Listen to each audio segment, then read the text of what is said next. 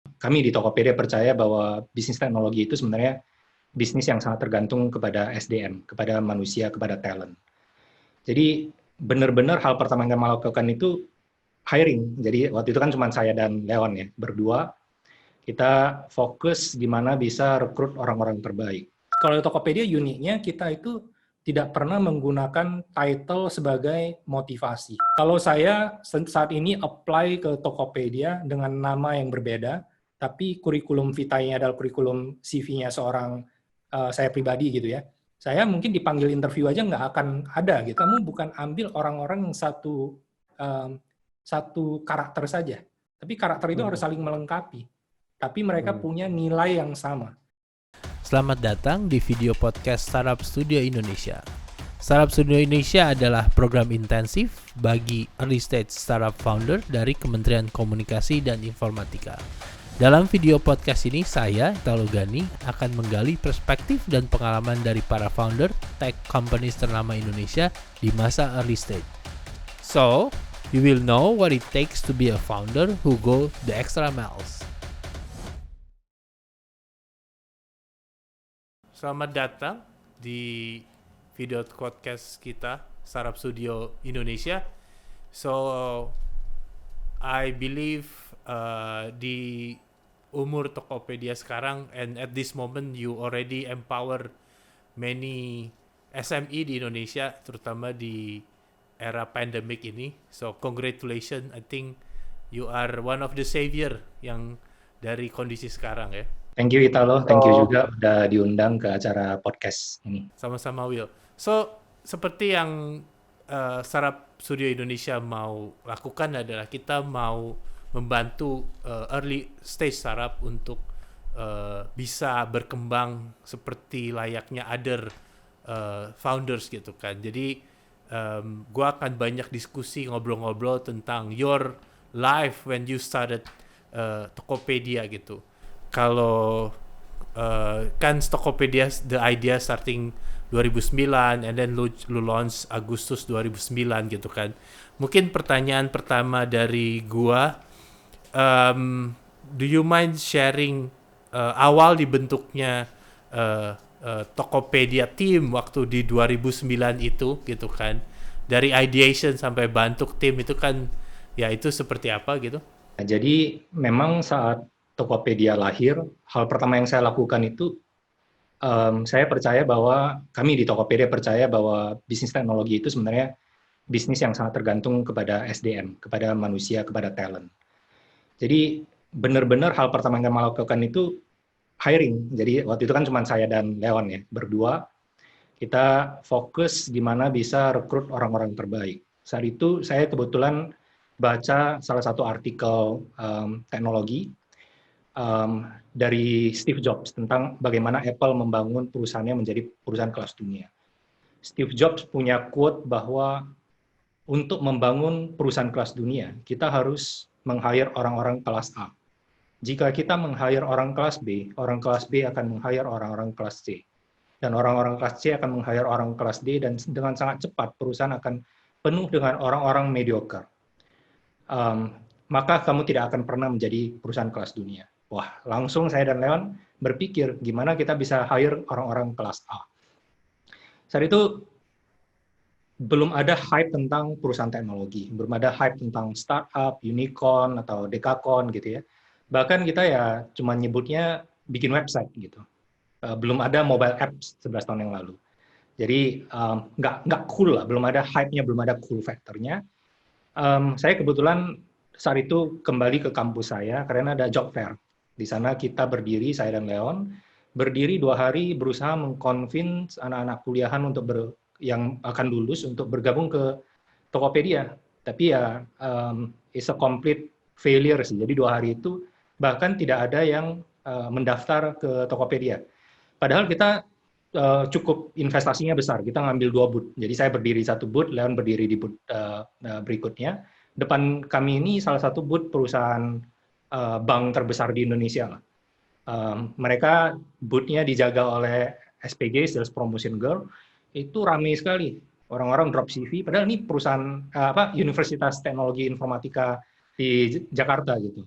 Harusnya kan lulusan engineer ini harusnya pengen kerja di perusahaan yang membangun teknologi, tapi kebanyakan ya ternyata kita lihat berusaha mencari perusahaan yang lebih mapan. Dan di saat itulah kita sadar bahwa wah sulit untuk bisa melakukan apa yang Steve Jobs katakan. Bagaimana kita bisa hire orang kelas A jika mungkin yang pas-pasan akademisnya saja males untuk mendaftar ke perusahaan startup seperti Tokopedia. Maka saat itu kita kemudian apalagi berusaha mencari strategi lain. Misalnya saat itu sudah ada Jobstreet atau JobsDB. Kita mulai apply itu buka lowongan online gitu ya. Tapi ternyata challenging juga. Ada yang mendaftar saat datang ke kantor Tokopedia, saat itu ruko, dan karena kami masih berdua, ya kami itu nyewa rukonya di lantai 4, dan rukonya sama sekali nggak didesain sama sekali gitu. Jadi biasanya orang datang ke interview, habis itu berubah pikiran. Ya mungkin melihat, wah masa depan perusahaannya ini kayaknya dipertanyakan gitu ya. Dipimpin oleh 2 anak muda, idealis, tapi belum tahu bakal jadi seperti apa. Produknya juga belum ada, belum bisa dipakai. Jadi sangat-sangat challenging sih kita loh. Belum lagi ini berlanjut terus tuh. Nanti saat kita sudah punya beberapa pegawai pun setelah jalan 3-4 tahun, Tokopedia itu masih dianggap sebagai perusahaan yang sangat kecil dan padahal udah punya dampak yang lumayan besar ya saat itu. Misalnya ada engineer kita yang handal, dia harus resign saat saya melakukan exit interview. Kenapa resign? Mau menikah terus sulit menjelaskan kepada mertua. Saat ditanya kerja di mana, jawabnya kerja di Tokopedia. Saat itu Tokopedia belum pernah iklan TV, jadi buat calon mertua itu ditanya di mall mana. Jadi disangkanya itu jaga toko di Tokopedia. Dulu itu di mall-mall itu ada namanya Tokopedia, tau gak? Jadi, wah ini nggak punya masa depan banget gitu. Maksudnya udah mau menikah, jaga toko namanya Tokopedia gitu. Padahal sebenarnya dia itu ya engineer ngebangun namanya Tokopedia gitu. Jadi memang very challenging sih. Itu sih. Jadi memang beda sekali dengan mungkin perbedaan utamanya dengan sekarang ini. Kalau dulu hype teknologi itu belum ada rekam jejak secara industrinya. Belum ada Gojek, belum ada Tokopedia dan seterusnya. Dan dari sisi karir, kebanyakan memang ingin bekerja di perusahaan yang sudah lebih mapan industrinya, seperti perbankan, oil and gas, BUMN dan seterusnya. Itu beberapa challenge yang kita alami di awal sih, Italo. Ya, tapi Will, lu berhasil untuk hiring great talent. I saw when I met you di ruko. Ruko yang pertama, kan ada ruko yang pertama tuh. Terus lu nyebrang ke ruko depannya, lu kayaknya 2-3 ruko disatuin ya. Nah, but you actually did it to hire a great talent. Yang gue lihat juga sekarang ada salah satunya jadi your co-founder. Nah, bagaimana tuh kuncinya waktu itu ya, Will? Udah nyoba berbagai cara dan gagal, akhirnya saya ngambil inspirasinya justru dari komik itu, gitu loh. Jadi itu komik favorit saya, judulnya One Piece. Cerita tentang seorang bocah di kampung yang ingin jadi raja bajak laut, tapi dia sebenarnya nggak bisa berenang. Terus dia ditertawakan oleh seluruh penduduk warga di kampung tersebut, tapi dia mulai aja dulu. Jadi itu juga mungkin sedikit latar belakang dari kampanye Tokopedia mulai aja dulu. Dia naik sampan kecil, terus dalam perjalanan dia itu mencari pulau harta karun yang namanya One Piece, dia bertemu dengan orang-orang yang punya tujuan yang sama atau punya mimpi-mimpi besar yang dia sebut sebagai nakama. Nah, Tokopedia kita juga menyebut sesama tim kami ini nakama. Nakama itu bahasa Jepang artinya brotherhood atau sisterhood yang punya pemikiran yang sama gitu. Dan jadi teman yang sangat dekat seperti saudara. Ini yang kemudian menjadi perjalanan saya dan Leon waktu itu, gimana kita cari nakama-nakama kami. Dengan analogi One Piece tadi, mungkin seperti belajar dari nenek moyang Indonesia para pelaut, di mana untuk mencapai sebuah tujuan, kita itu harus tahu tujuan kita itu apa, di mana. Yaitu Kalau seperti sebuah kapal, ya harus tahu tujuannya apa. Misalnya ada Pulau Harta Karun. Nah, Pulau Harta Karunnya itu Tokopedia definisikan sebagai visi dan misi dari Tokopedia. Tapi kapal itu tersesat bukan karena dia tidak tahu tujuannya di mana, dia juga harus tahu dia berada di mana.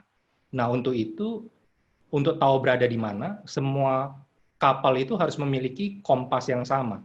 Nah, kompas inilah yang kemudian menjadi DNA atau nilai-nilai yang dipegang teguh oleh Tokopedia. Dan ini bermanfaat sekali karena awalnya kan ketika Tokopedia startup kecil, bahkan sampai tahun keempat kami hanya 30 orang, mungkin relatif mudah menentukan arah perusahaan, menentukan strategi perusahaan. Tapi setelah Tokopedia kemudian nanti mendapatkan funding, dan nanti kalau teman-teman founders startup zaman kini mungkin akan lebih cepat tuh berkembangnya, mungkin nggak akan punya waktu 4 tahun untuk solidin 30 orang pertama punya visi misi yang sama terlebih dahulu. Dengan sangat cepat mungkin tiap tahun akan rekrut orang yang jumlahnya lebih banyak dari tahun-tahun sebelumnya. Seperti misalnya Tokopedia setelah dapat funding seperti itu, dari 30 orang berkembang jadi 80 orang, setiap tahun itu lompatan, dari 80 orang, tahun berikutnya 300 orang, terus tiba-tiba 1.200, 3.000, sekarang 4.000-an orang, seperti itu. Nah, ketika dalam 1 tahun kamu itu merekrut lebih banyak dari akumulasi dari pendirian perusahaan sampai tahun sebelumnya, maka budaya-budaya tersebut mungkin bisa dibilang dilusi atau sirna. Nah, maka penting sekali tuh bagaimana kita bisa membangun budaya perusahaan yang kuat. Caranya ya tadi, kalau satu kapal sudah tidak muat, kita ini seharusnya membangun armada kapal yang berisi banyak kapal-kapal kecil yang terus bisa bergerak cepat. Kita kan bukan seperti generasi sebelumnya yang industri 3.0 atau 2.0 yang pabrikan. Kalau pabrik kita membangun SOP, besoknya kita hire orang banyak, orang-orang tersebut hanya mengikuti SOP saja. Pagi jam 9 masuk kantor harus ngapain, sampai jam 6 sore pulang kantor. Kalau perusahaan teknologi itu kan dinamis sekali. Kita justru anak-anaknya itu kreatif, harus bisa berpikir, harus dikasih kemampuan untuk berpikir out of the box, bisa mengambil keputusan dengan cepat. Dan caranya itu ya tadi, kita encourage orang-orang, kamu harus bisa punya opini kamu sendiri, mengambil keputusan kamu sendiri, tapi ini kompasnya. Jadi silakan kamu berlayar sesuai kondisi badai dan samudra saat itu, tapi pada akhirnya dengan bermodal kompas tadi, kamu harus sampai ke tujuan yang sama, yaitu visi dan misi dari perusahaan. Nah, kurang lebih seperti itu. Jadi kalau di Tokopedia, visi misinya ada mendorong pemerataan ekonomi secara digital, democratize commerce through technology. Visinya membangun ekosistem di mana semua orang bisa menemukan dan memulai segala sesuatu. Kalau kompasnya, DNA-nya itu ada 3. Yang pertama, focus on consumer. Yang kedua, growth mindset. Yang ketiga, make it happen, make better. Nanti saya bisa cerita juga lebih detail gimana mendesain visi misi dan gimana mendesain nilai-nilai perusahaan.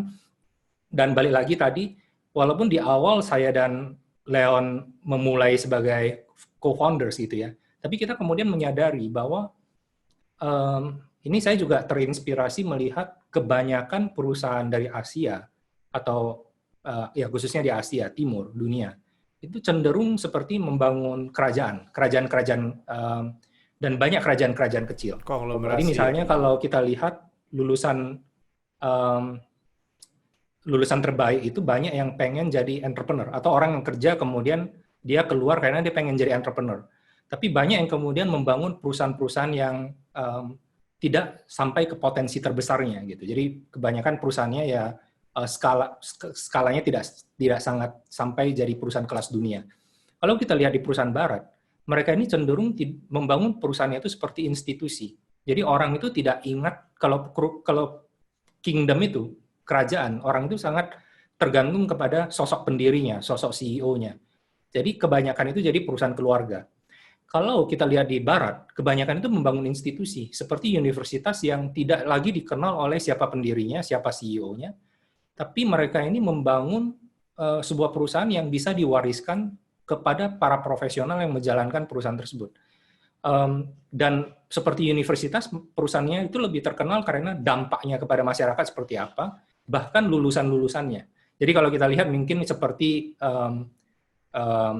GE, McKinsey itu sangat terkenal terhadap alumninya. Orang yang sudah lulus pun akan bangga bahwa saya ini alumni dari McKinsey, saya ini alumni dari GE, saya ini alumni dari Google, saya alumni dari Facebook.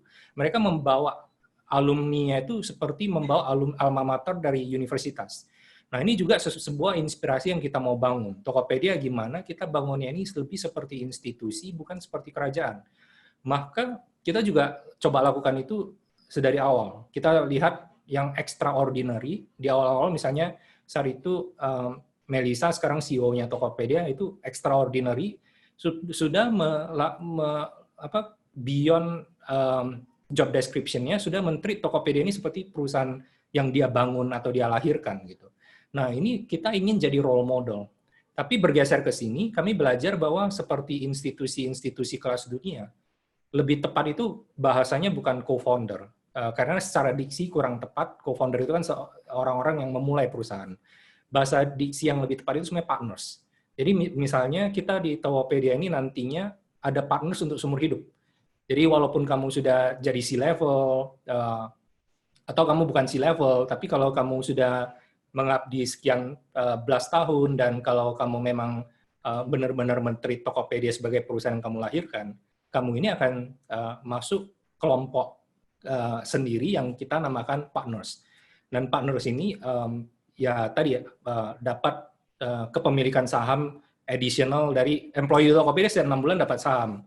Tapi ya partners ini nanti ada, bahkan kita ada fund yang khusus untuk partners pool tadi. Jadi kita sudah persiapkan seperti itu sih, Italo, bahwa gimana men-treat orang-orang dan membangun perusahaan dari awal, sehingga sense of belonging dan sense of responsibility-nya itu bahwa ini perusahaan bisa dimulai oleh saya dan Leon, tapi ini sebenarnya perusahaan yang tongkat estafetnya bisa diteruskan oleh siapa saja, dan kita butuh partner-partner yang luar biasa untuk membawa kita ke titik tersebut. Gitu sih kurang lebih, Italo. Menarik. So you are creating a legacy ya, legacy of business ya. So Will, pertanyaan gua adalah kan banyak founders waktu early stage ya. Kapan sih kita harus mulai membuat visi dan misi itu gitu kan? Dan banyak company juga akhirnya buat visi dan misi akhirnya cuman kayak jargon belaka gitu kan. So when did you start this visi and misi, dan Nakama itu keluarnya kapan sih sebenarnya that kind of movement ya? Di tahun keberapa, dan can you share the details ya? Sebenarnya kalau saya bilang saat kapan kita harus mulai mendefinisikan itu tentunya bukan hanya sebagai jargon, saat sebuah startup itu sudah tidak lagi bisa beroperasi dalam satu ruangan yang sama. Dan saya pikir dengan era pandemi ini akan lebih relevan lagi, di mana kita semua dipisahkan oleh jarak, dan mungkin work from home, remote working akan menjadi sebuah standar baru ke depannya. Tokopedia dulu tentunya karena grow-nya awal-awal agak pelan secara organisasi, kita punya lebih banyak waktu untuk mempersiapkan itu. Kami mulai mendefinisikan itu secara lebih konkret setelah Tokopedia punya 30-an orang, itu di tahun ketiga menuju tahun keempat. Jadi memang punya waktu yang sangat banyak untuk refleksi, untuk bisa mendefinisikan itu menjadi kata-kata, menjadi kalimat, dan kemudian itu dimasukkan sebagai program onboarding Tokopedia. Ketika kita merekrut orang baru, saat 2 minggu pertamanya itu, trainingnya itu seperti wajib militer yang memang kita tularkan. Itu bukan kompetensi dia nantinya harus melakukan pekerjaan apa di Tokopedia, tapi tadi mengerti apa sebenarnya visi misi dari Tokopedia, apa nilai-nilai yang dianut penuh oleh Tokopedia. Dan cara mendesainnya itu, kalau untuk visi dan misi, itu kita harus tahu faktor why-nya, mengapa perusahaan berdiri. Tokopedia sendiri, kami berdiri karena kami punya kegelisahan tentang ketimpangan yang ada di Indonesia, karena Indonesia adalah negara kepulauan terbesar di dunia dengan 17.000 pulau. Saya dan Leon berasal dari luar Pulau Jawa. Saya sendiri dari kota kecil Pematang Siantar, 3 jam dari ibu kota Sumatera Utara, Medan. Dan saat saya merantau ke Jakarta, saya lihat sendiri bagaimana di kampung halaman saya misalnya toko buku seperti Gramedia saja tidak ada. Saya sebagai orang yang kutu buku, senang baca buku, selalu senang kalau keluarga saya mengajak saya ke Medan, dan di sana saya ya pasti ke Gramedia untuk baca buku sepuasnya. Nah, saya juga melihat ketika saya sampai di Jakarta, barang di kota Medan itu kadang lebih mahal daripada di Jakarta, dan barang di Siantar itu lebih mahal daripada di kota Medan. Bukan hanya saja dari sisi harga, dari sisi pilihan barang pun begitu. Jauh lebih terbatas di kota kecil dibandingkan kota besar. Di sisi lain, sebagai pengusaha atau orang yang ingin mendirikan usaha, itu pasti berusaha untuk membangun usahanya itu di Pulau Jawa atau di Jakarta, karena kesempatan atau akses pasarnya itu lebih besar. Nah, ini akan terus melahirkan ketimpangan-ketimpangan yang efeknya jangka panjang. Maka Tokopedia ini kami lahirkan visi misinya untuk memecahkan itu. Bagaimana semua orang Indonesia bisa punya peluang yang sama, kesempatan yang sama, maka kami define visi misinya dari itu. Faktor Y itu sangat penting dalam kita mendefinisikan visi misi. Kemudian how-nya itu adalah nilai-nilai perusahaan tadi. Bagaimana kita untuk mewujudkan misi tersebut, nilai apa yang kita pegang teguh. Tadi saya jelaskan secara singkat. Pertama, fokus on consumer. Ini adalah budaya melayani. Jadi di Tokopedia kita ingin semua pemimpin itu punya semangat melayani. Consumer di Tokopedia itu didefinisikan atas 4 pilar. Para mitra penjual, para pengunjung Tokopedia, para partner Tokopedia yang mendukung Tokopedia ada, misalnya pemerintah, logistik, perbankan, nah itu semuanya consumer. Dan yang keempat ini adalah, pilar keempat justru adalah para nakama sendiri. Jadi kita selalu harus berfokus pada pelanggan adalah budaya melayani. Yang kedua, growth mindset. Ini adalah budaya untuk terus belajar. Jadi Tokopedia ini kita sebutnya semua orang itu harus punya ketulusan berbagi seperti seorang guru, tapi di sisi lain harus punya rasa ingin tahu dan kerendah hatian untuk terus belajar seperti seorang murid. Jadi it's a culture of continuous learning.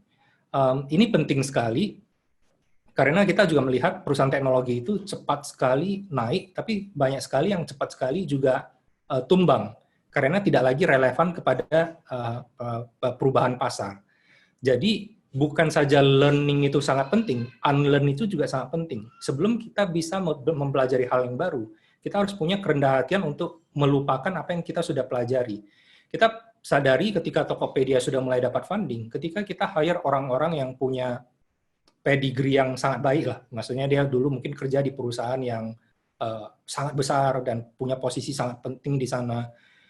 Kalau orang tersebut kemudian tidak bisa beradaptasi, maksudnya hanya memaksakan caranya di perusahaan lama, sementara di industri teknologi mungkin pendekatannya harus berbeda, maka ini tidak pas. Makanya itu tadi, harus ada budaya terus belajar, terus mengupdate diri sendiri yang kita sebut sebagai growth mindset. Dan yang ketiga ini adalah made happen, made better. Ini adalah budaya inovasi. Kalau ini saya sebenarnya terinspirasi dari pendiri Tencent. Saat itu Tencent punya QQ, which is seperti ICQ-nya yang kita pakai di Indonesia, adalah aplikasi chat platform terbesar di desktop PC. Tapi ketika mobile sudah masuk ke China, pendiri Tencent, Pony Ma, saat itu kemudian membantu sebuah tim khusus, tim rahasia, yang tugasnya itu misinya cuma satu, bagaimana kalian bisa membuat sebuah produk baru yang bisa membunuh QQ. Dan itu kemudian lahirlah WeChat yang tidak punya beban masa lalu, mereka membangun dari nol, dari scratch, walaupun timnya tim rogue, tim kecil, tapi ini kemudian berhasil membawa Tencent tetap relevan di era mobile yang begitu perubahannya begitu cepat, dan sekarang QQ sudah mati, dan kenapa mati? Karena dibunuh oleh WeChat. Saya pikir ini adalah sebuah budaya yang bagus, bagaimana kita bisa made happen, tapi kita harus juga made better. Kalau kita tidak melakukan hal seperti itu, mungkin kita akan jadi perusahaan teknologi seperti misalnya Nokia atau BlackBerry yang sempat punya pangsa pasar sangat besar, tapi kemudian dengan sangat tidak sadar, kemudian tidak lagi relevan kepada masyarakat, dan tidak lagi mendapatkan antusias yang baik dari pasar. Gitu kira-kira, Italo. Gimana Tokopedia membangun tadi visi misi dan nilai-nilai perusahaan.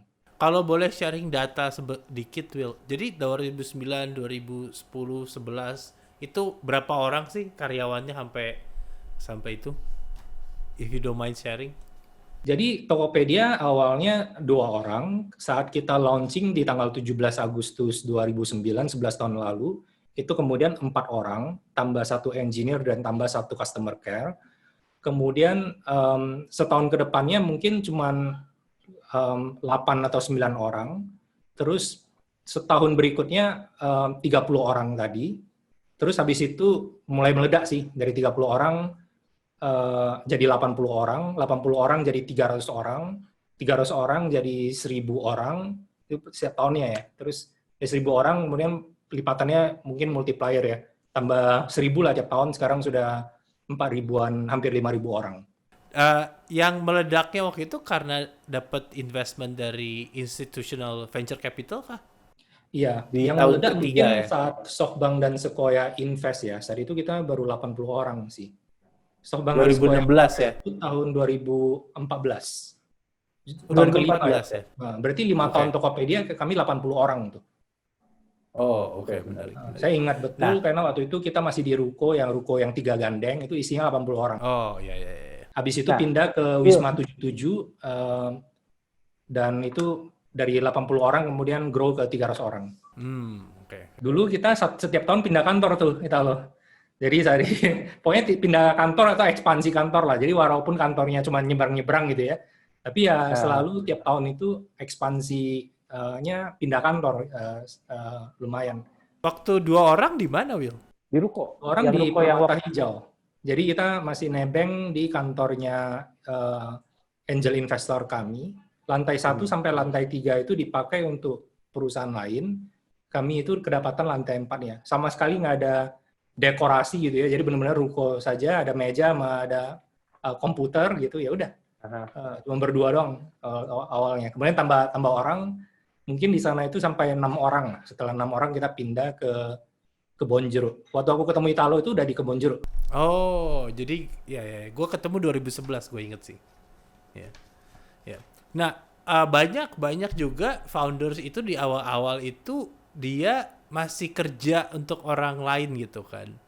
Apakah waktu itu lu juga kerja atau udah langsung full time gitu? Angel investors kami kebetulan bos tempat kami kerja di perusahaan sebelumnya sih. Jadi ide Tokopedia itu udah ada dari tahun 2007, tapi kami masih terus cari funding. Karena kami yakin kami hanya bisa bangun perusahaan seperti Tokopedia yang bisnisnya adalah bisnis kepercayaan. Kami itu harus full time. Dan karena latar belakang saya dan Leon bukan orang yang punya modal besar, kami maunya ya kami sambil kerja kantoran berusaha terus cari funding, akhirnya dapat angel investors, akhirnya dapat orang yang support kami.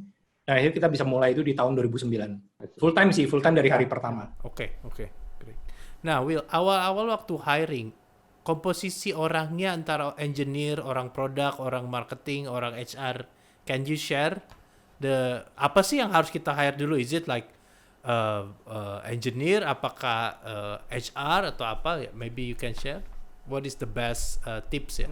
Sepakat sih Italo bahwa memang sulit ya industrinya teknologi, khususnya dunia per startup teknologi di Indonesia kan baru mungkin bertumbuh berkembang dalam 10 tahun terakhir. Pasti jauh lah kalau dibanding misalnya di Silicon Valley gitu. Misalnya Chief Product Officer sama Chief Technology Officer itu benar-benar yang sudah punya level kompetensi dan sudah bisa bangun sistem dan proses yang luar biasa. Kalau di Indonesia untuk mencari itu memang agak challenging karena memang industrinya tadi baru. Jadi memang kalau kita lihat kebanyakan sebenarnya bukan CEO-nya merangkap jadi Chief Product Officer, tapi produk yang kita bangun itu harus menyelesaikan masalah. Dan biasanya ya CEO dari perusahaan startup yang berhasil, itu memang faktor Y-nya itu kuat sekali. Dia bangun perusahaannya karena dia sangat believe produk yang dia bangun ini akan menyelesaikan masalah. Maka iterasi dari produknya itu selalu fokusnya tidak ada komplain yang terlalu kecil dari customer untuk diabaikan. Pasti fokusnya itu. Di mana kita benar-benar bisa menyelesaikan masalah dari pengguna kita. Maka dia juga jadi acting Chief Product Officer. Memang kalau Tokopedia uniknya kita itu tidak pernah menggunakan title sebagai motivasi. Jadi Tokopedia bahkan hingga hari ini nggak punya tuh CPO dan CTO, tapi ada acting CTO dan acting CPO-nya gitu. Kenapa? Karena kami juga nggak mau kalau orang itu resign karena dia merasa bahwa, oh setelah 1 tahun saya sebagai CTO, kemudian ternyata skill perusahaannya harus mengambil orang yang lebih senior. Dia kemudian seakan-akan turun pangkat dan akhirnya dia kemudian merasa malu terhadap orang-orang yang dia pimpin, kemudian dia keluar. Dan itu masalah yang lumayan sering terjadi. Jadi biasanya kita itu edukasi, kamu ini acting CTO karena engineer paling senior misalnya, tapi bukan tidak mungkin dalam 1 tahun 2 tahun ke depan kita akan hire CTO kalau misalnya skala perusahaan berkembang jauh lebih cepat dan membutuhkan level teknis yang mungkin tidak dimiliki oleh kita semua hanya dengan misalnya belajar dari Google dan seterusnya. Kan kebanyakan startup-startup di Indonesia belajarnya itu ya learning by doing gitu. Tapi kadang we don't know what we don't know.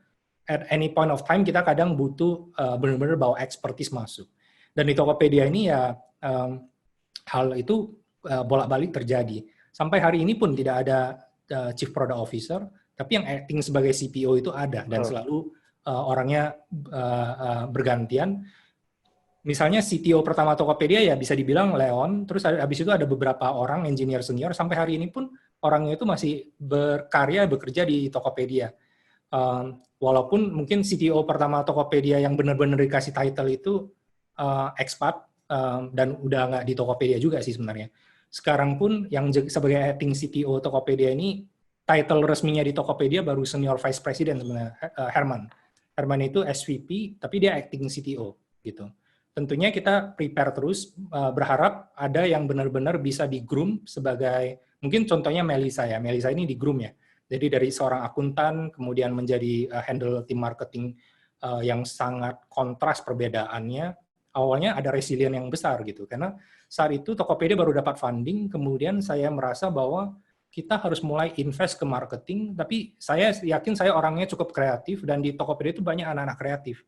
Ayo kita mulai bangun divisi marketing, tapi saya mau divisi marketing ini accountable, artinya setiap uang yang kita keluar, rupiah yang kita investasikan, itu bisa diukur investasinya kemana.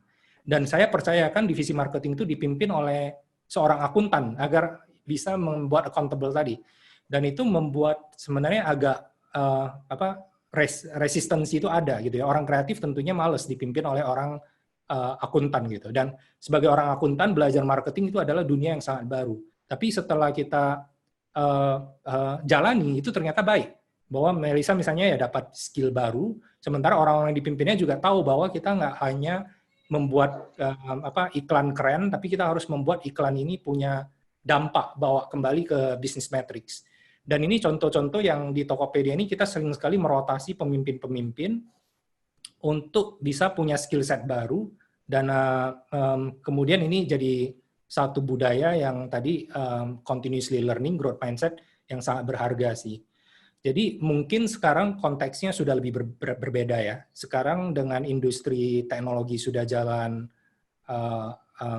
tumbuh besar dalam 1 dekade terakhir, saya lihat kebanyakan startup teknologi baru itu pool hiring-nya itu untuk kandidat CPO dan CTO ya dari startup yang sudah lebih dulu menjalani itu. Jadi kalau contoh di Amerika kita lihat misalnya petinggi-petinggi Google ya kebanyakan datangnya dari Yahoo, yaitu ya industri perusahaan besar sebelum generasinya Google.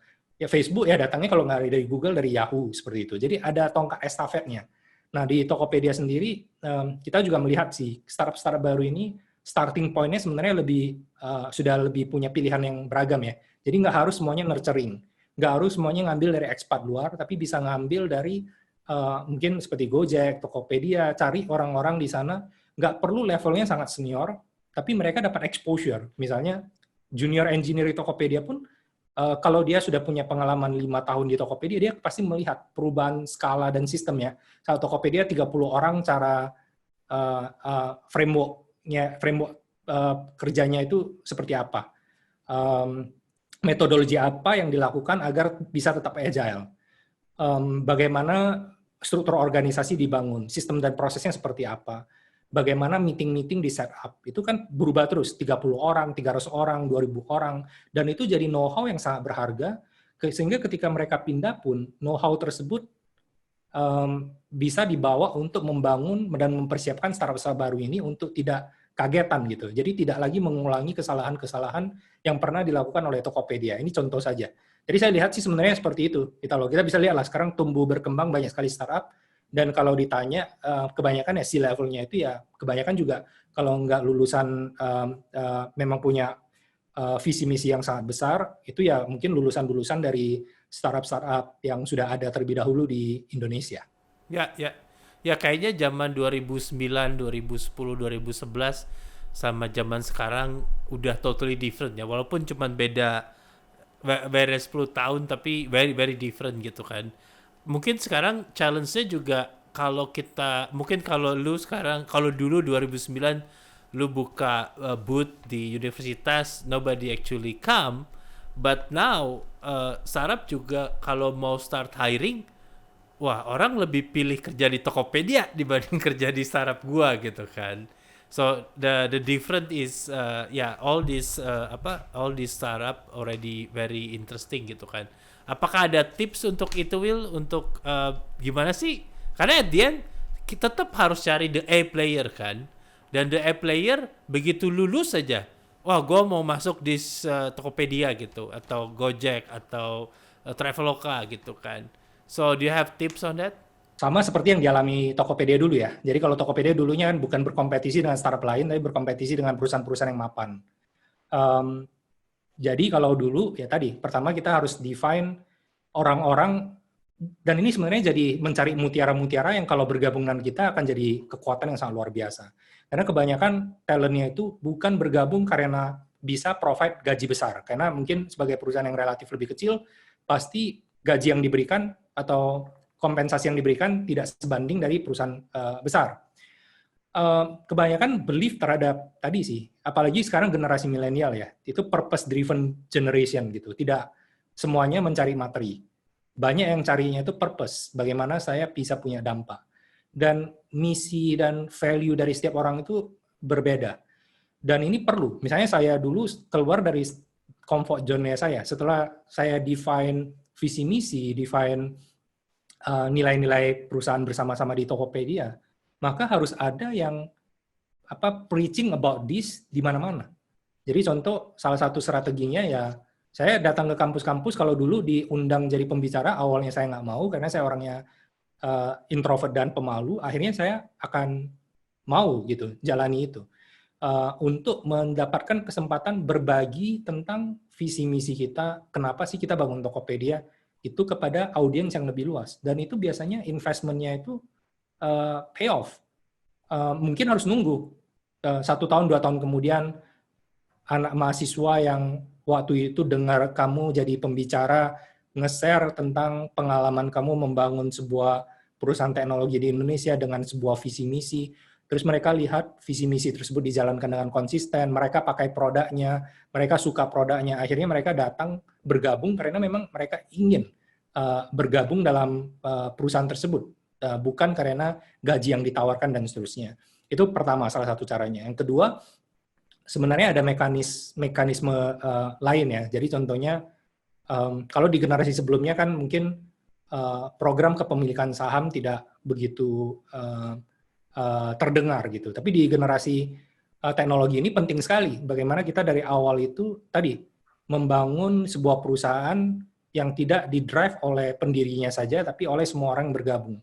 Dengan program kepemilikan saham ini, kalau ada engineer atau produk atau talent yang sangat berbakat, kalau mereka tadi bukan ngejar dampak, tapi berharap ketika perusahaan yang saya ikut bangun menjadi sebuah hal yang sangat besar, wealth generation-nya itu saya dapatkan, misalnya seperti itu contoh Silicon Valley, kenapa banyak yang kemudian nggak dibayar pun dia bersedia, karena dia mungkin sebelumnya sudah make a lot of money, saving enough dari perusahaan sebelumnya, tapi dia tahu bahwa skill set saya ini engineer yang sangat kuat, sangat handal, saya bisa bikin sistem seperti apapun, tapi saya bukan orang yang misalnya bisa mendefine sebuah vision yang atau produk yang ini ketika dia ketemu orang yang cocok gitu ya, saya bisa nih bangun produk yang kamu visikan gitu.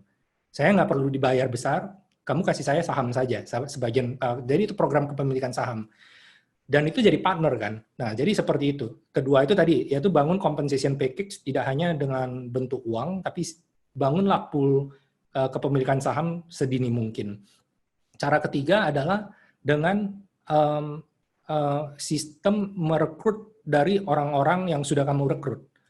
Jadi kalau di Tokopedia dulu itu kita ya sangat awal itu ya punya nakama, get nakama program. Artinya kalau mereka bisa convince teman-teman mereka yang bagus masuk ke Tokopedia, kalau teman mereka ini kemudian nanti promote dalam 1-2 tahun ke depan, promosi ke jenjang sekian, mereka itu akan dapat bonus gitu. Jadi seperti multi level marketing gitu ya. Jadi di sini orang berlomba-lomba mengconvince teman-teman terbaik mereka, karena kalau teman-teman bukan orang-orang yang nggak punya pekerjaan ya, jadi mereka akan berusaha mengconvince yang pekerjaannya bagus, tapi lu gabung dong ke perusahaan saya, karena memang ada benefitnya selain tadi kepemilikan sahamnya sudah diberikan, jadi dia tahu kalau saya bawa orang-orang handal ini akan bawa perusahaan ke level berikutnya sehingga nilai saham saya juga naik. Di sisi lain juga kalau talenta yang saya bawa ini kemudian promosi ke level berikutnya, saya akan dapat bonus tambahan loh. Jadi dengan itu semua orang berusaha melihat orang-orang yang dia kagumi. Dulu di kuliah saya lihat orang ini sangat berbakat. Dulu di perusahaan saya sebelumnya, saya lihat orang ini sangat berbakat. Kemudian mereka jadi seperti ambassador dari perusahaan untuk mengconvince mereka bergabung ke perusahaan. Itu beberapa tips yang kami pakai yang kalau saya lihat sebenarnya masih sangat relevan dengan generasi startup masa kini sih, Italo. Ya biasanya karena orang berteman dengan orang yang punya karakter yang sama ya. Jadi sebenarnya konsep itu works good ya. Nah, kalau dalam hal hiring orang fresh grad, do you have any preference? Universitas harus universitas besar? Is it nilai atau ya? What is your terutama waktu early stage ya? How you define a player? Is it about IP-nya dia? Is it about universitasnya dia gitu? Dari cara pikir, saya ini selalu interview itu blank CV sampai hari ini, Italo. Jadi saya tidak peduli dia kerja di perusahaan. Jadi saya hanya kalau sekarang saya ikutin jadwal saya. Kalau saya interview, bahkan saya baru lihat namanya saat saya baru kenalan gitu, tahu namanya, terus ya dengerin ceritanya dia. Gitu. By design emang kayak gitu? Kalau saya pribadi seperti itu, karena saya selalu bertanya kepada people department saya, beda ya, kalau di awal, hampir setiap hari saya juga berusaha interview, karena tadi talent adalah kunci, dan saya lihat dari diri saya sendiri. Saya bukan lulusan universitas dari luar gitu misalnya. Pedigree itu saya tidak miliki lah gitu. Latar belakang saya tidak bagus, saya tidak pernah kerja di perusahaan multinasional, bahkan tidak bisa berbahasa Inggris di awal-awal gitu. Tapi ya toh saya pernah membuat sebuah pertanyaan retoris ya. Kalau saya saat ini apply ke Tokopedia dengan nama yang berbeda, tapi kurikulum vitae-nya adalah kurikulum CV-nya seorang saya pribadi gitu ya, saya mungkin dipanggil interview aja nggak akan ada gitu, Italo. Jadi ini sangat menyedihkan ya gitu. Jadi ini mungkin hal yang saya sendiri belum tahu cara memecahkannya gimana. Jadi saya mulai dari diri saya sendiri. Kalau saya ketemu orang, ya saya interviewnya itu bukan dari latar belakang dia, tapi dari cara pikir dia, cara memandang dia ke depan, bagaimana dia problem solving, bagaimana critical thinking-nya dia, bagaimana karakter dia yang bisa saya gali dalam mungkin 30 menit sampai 1 jam ngobrol. Bahkan saya punya satu pertanyaan favorit, yaitu jika kamu hanya bisa mendeskripsikan kamu dalam satu kata apa yang akan kamu pilih? Itu pertanyaan yang selalu saya tanyakan kepada semua orang. Jadi orang-orang yang di lingkaran utamanya saya itu sudah asosiasikan. Si Melisa misalnya determinasi. Saya misalnya itu perseverance, kegigihan. Istri saya misalnya intuitif. Patrick misalnya, dia itu lucky atau grateful gitu. Ada yang water, ada yang monkey, ada yang semuanya itu punya satu kata dari mereka sendiri, dan itu jadi asosiasi saya untuk menggali kenapa dia milih kata tersebut. Nah, itu favorit pertanyaan saya. Saya selalu mulai conversation itu dari itu. Dan kalau di Tokopedia suka tidak suka, sekarang memang mungkin sebulan mungkin bisa hire orangnya terbatas ya, mungkin 30 orang, tapi yang apply mungkin 10.000 orang. Jadi faktor lah itu mau tidak mau berpengaruh gitu. Jadi kalau ingin perusahaan besar banding perusahaan kecil itu beda sekali. Saya percaya tentang serendipity, tentang momen-momen kecil yang seperti keberuntungan, tapi itu sebenarnya ya momen-momen kecil dalam hidup saja gitu. Dan banyak sekali orang-orang yang di-hire di Tokopedia itu datangnya dari itu, serendipity moment tadi. Saat saya dan Leon berdiri di kampus tempat kita percobaan hiring pertama yang gagal itu 2 hari, di sana itu ada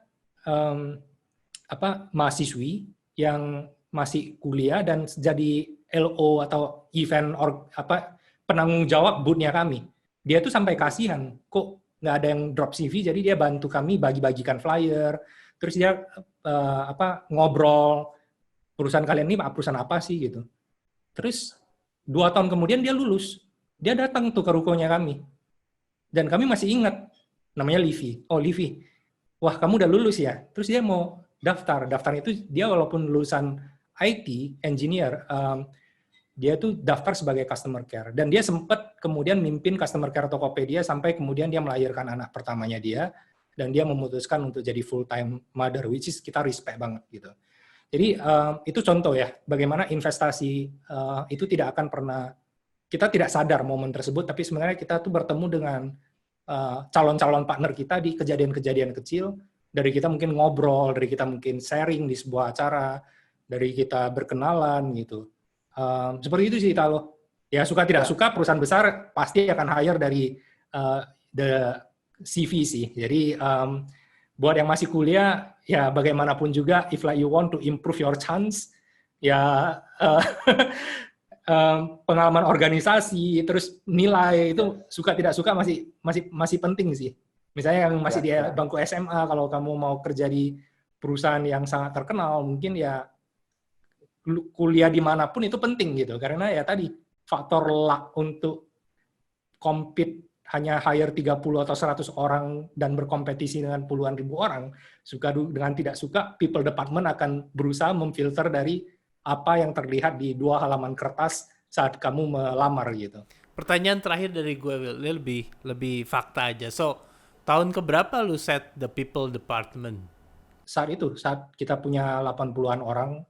Terus saat Sequoia SoftBank Invest, dan setiap saya dapat investment baru, saya itu selalu berusaha belajar dari stakeholders tempat saya invest. Dan saya belajar banyak dari Sequoia Capital misalnya, karena mereka ini punya track record yang sangat baik. Invest dari Google, Apple saat mereka masih di garasi. Jadi saya berusaha tahu tuh strateginya seperti apa. Perusahaan-perusahaan yang mereka invest itu seperti apa. Saat itu misalnya Tokopedia, kita bangga terhadap nakama culture kita, tapi kita punya sebuah track record untuk hire orang-orang itu yang mirip-mirip. Artinya, justru saya waktu masih dari 80 orang ke 100-an, 200 orang, ada beberapa yang saya nggak akan hire. Misalnya lulusan pekerjaan sebelumnya itu bankir, atau lulusan perusahaan sebelumnya itu consultant company. Karena perusahaan kami ini sampai 5 tahun 80 orang itu isinya itu hacker sama bajak laut semua. Orang yang do, not on, orang yang bukan yang orang yang talk gitu.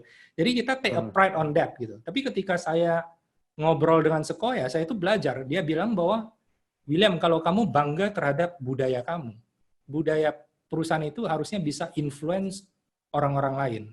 Harus seperti pintu yang terbuka. Orang masuk ke rumah, kemudian orang itu justru akan ambil yang baik-baiknya gitu. Jadi kamu bukan ambil orang-orang yang satu karakter saja, tapi karakter itu harus saling melengkapi. Tapi mereka punya nilai yang sama. Dan di sana itu jadi wake up call buat saya. Kemudian saat itu saya mulai eksperimen. Hire misalnya lulusan Harvard jadi intern. Dulu saya nggak mau, karena buat saya gajinya mahal sekali gitu. Belum punya pengalaman pekerjaan karena pedigree-nya saja itu apa kan standar salarinya udah mahal sekali. Jadi saya coba intern dulu Italo. Dan ketika intern itu saya dapat pemahaman bahwa ya mereka bisa lulus kuliah di Harvard gitu ya. Itu sudah saringan dari jutaan orang yang compete ke posisi tersebut. They actually punya sesuatu yang berbeda gitu. Dan kita bisa belajar banyak banget dari mereka gitu. Saya mulai hire orang dari investment banks gitu, bankir. Saya mulai hire orang-orang consultant. Dan kemudian memang itu adalah masa di mana Tokopedia itu tidak bisa lagi bergantung terhadap individual. Kita harus bangun misalnya proses, kita harus bangun sistem, dan butuh orang-orang yang pikirannya itu structure. Jadi dia bukan cuma engineer yang kalau coding sendiri itu jago banget, tapi gimana ya kalau kita bangun sebuah SOP yang mau ada 50 engineer, mau ada 500 engineer, semuanya bisa follow through certain guideline. Dan untuk orang-orang yang bisa berpikir sistematis seperti itu, consultant company itu sudah memprepare mereka datang ke perusahaan-perusahaan besar yang harus merubah transformasi budaya, transformasi sistem, dan mereka ini punya pengalaman di berbagai macam perusahaan yang berbeda-beda. Nah, pengalaman itu yang tidak pernah kami alami, itu jadi nilai tambah gitu. Jadi saya mulai kecanduan juga Italo buat hire orang-orang yang kita nggak miliki sama sekali gitu. Jadi justru kali ini kita carinya itu yang apa nih yang di Tokopedia belum miliki. Bahkan kita termasuk hire orang-orang disabilitas. Jadi kita tuh berusaha mencari belajar empati dan belajar bukan hanya termasuk ini ya dari negara yang beragam juga. Jadi belajar juga budaya, cara pikir gitu.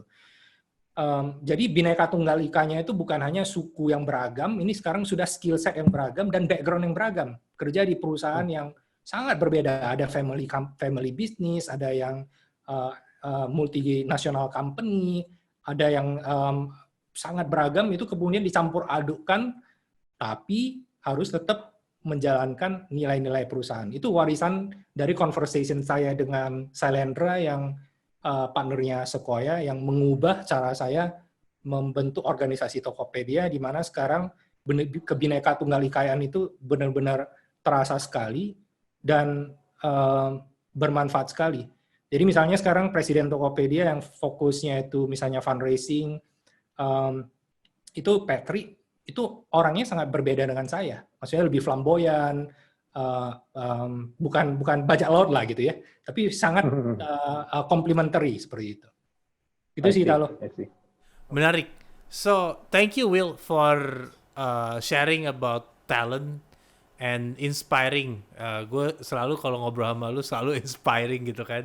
Thank you for sharing about talent and your passion and building people or this Tokopedia as a interesting startup juga untuk Indonesia. So I think thank you for the session. So semoga konten ini bisa dinikmati oleh para founder yang lagi start their early stage startup untuk bisa bermimpi dan bermanuver untuk bisa gede seperti Tokopedia. Oke, thank you Will. Thank you so much Italo. Terima kasih semua yang nonton. Thank you for having me. Thank you.